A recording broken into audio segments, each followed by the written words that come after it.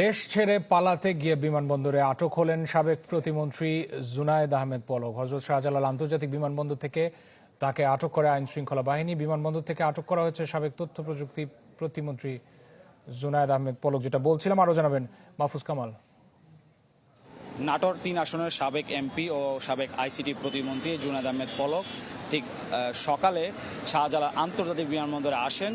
তিনি দেশ ত্যাগ করার চেষ্টা করেছিলেন, তবে আইন শৃঙ্খলা বাহিনীর সদস্যদের এবং এয়ারপোর্ট কর্তৃপক্ষ, অ্যাপসেক এবং সেনাবাহিনীর তত্ত্বাবধানে তাকে এই শাহজালাল আন্তর্জাতিক বিমানবন্দরের ভিআইপি টার্মিনালের লাউঞ্জ থেকে বিকাল ৫টা ১০ মিনিটের পর সেনাবাহিনীর তত্ত্বাবধানে নিয়ে যাওয়া হয়।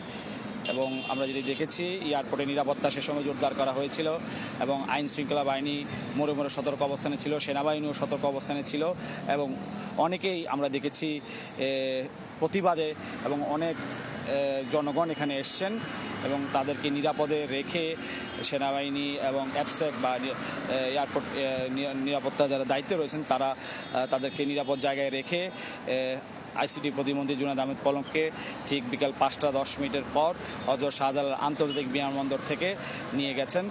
এবং আমরা যতটুকু জানতে পেরেছি, সেনাবাহিনীর সদস্যরা এই মুহূর্তে এই হযরত শাহজালাল আন্তর্জাতিক বিমানবন্দরের নিরাপত্তায় কাজ করছেন, যাতে কোনো প্রকার অপ্রীতিকর ঘটনা না ঘটে।